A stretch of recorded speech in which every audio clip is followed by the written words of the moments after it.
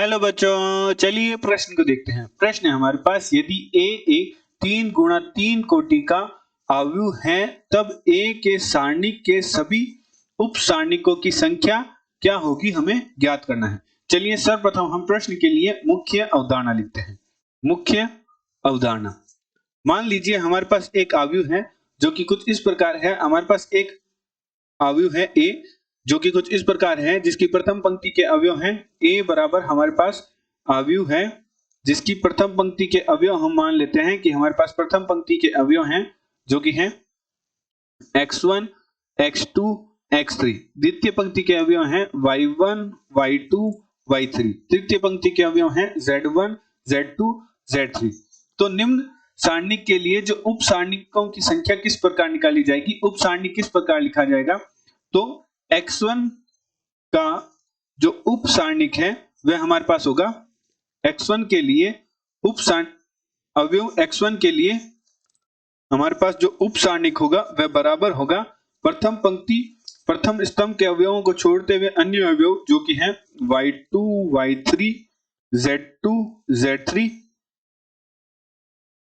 ये हमारा अवयव x1 के लिए उप सारणिक का मान होगा। इसी प्रकार अवयव x2 का जो उप सारणिक है वह हमारे पास होगा प्रथम पंक्ति द्वितीय स्तंभ के अवयवों को छोड़ते हुए अन्य अवयव जो कि है y1 y3 z1 z3। इसी प्रकार x3 का जो उप सारणिक है, x3 का जो हमारा उप सारणिक है वह हमारे होगा प्रथम पंक्ति तृतीय स्तंभ के अवयवों को छोड़ते हुए अन्य अवयव जो कि हमारे पास होंगे y1 y2 z1 z2। इसी प्रकार अब हम द्वितीय पंक्ति के अवयवों के लिए उप सारणिक लिखेंगे। तो सर्वप्रथम हम लिखेंगे y1 का उप सारणिक हमारे पास होगा y1 का हमारा उप सारणिक हमारे पास होगा जो कि होगा प्रथम स्तंभ द्वितीय पंक्ति के अवयवों को छोड़ते हुए अन्य अवयव जो कि है x2 x3 z2 z3। तो हमारे पास उप सारणिक होगा x2 x3 z2 z3। इसी प्रकार y2 का हमारे पास उप सारणिक होगा, इस स्थिति में हम प्रथम द्वितीय पंक्ति द्वितीय स्तंभ के अवयवों को छोड़ते हुए अन्य अवयव लिखेंगे। तो हमारे पास प्राप्त होगा x1 x3 z1 z3। इसी प्रकार हम y3 का उप सारणिक लिखेंगे। तो हमारे पास y3 का उप सारणिक आएगा द्वितीय पंक्ति तृतीय स्तंभ के अवयवों को छोड़ते हुए अन्य अवयव लिखेंगे। तो हमारे पास होगा x1 x2 z1 z2।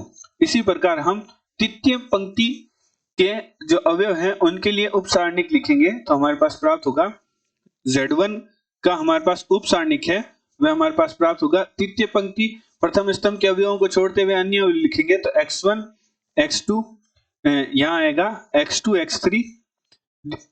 x3 और y1 y2 y3।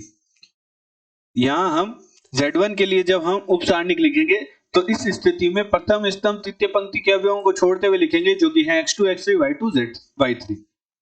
इसी प्रकार z2 का जो उप सारणिक है वह लिखा जाएगा सारणिक z2 के लिए हमारे पास आ जाएगा तृतीय पंक्ति द्वितीय स्तंभ के अवयवों को छोड़ते हुए अन्य अवयव लिखेंगे जो कि है x1 x3 y1 y3।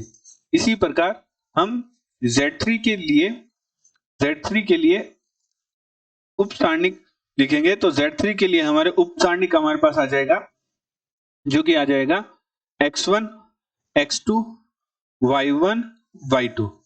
अर्थात जो यदि हमारे पास a एक 3 गुणा 3 कोटि का सारणिक था तो हमारे पास उप सारणिकों की कुल संख्या हमारे पास प्राप्त हुई 9। तो यहां से हम कह सकते हैं कि यदि a एक n गुणा n कोटि का अवयव है तो उप सारणिकों की संख्या का मान बराबर होगा n गुणा n या n का वर्ग के बराबर। अतः प्रश्नानुसार प्रश्न में हमें दे रखा है, प्रश्न में हमें कहा है कि a एक 3 गुणा 3 कोटि का अवयव है तब a के ए के लिए सभी उप सारणिकों की संख्या बताइए। तो मुख्य अवधारणा से यदि ए एक 3 गुणा 3 कोटि का हमारे पास सारणिक है, यदि ए एक 3 गुणा 3 कोटि का अवयव है तो ए के उप सारणिकों की संख्या हमारे पास होगी, ए के लिए उप सारणिकों की संख्या बराबर हमारे पास होगी 3 गुणा 3।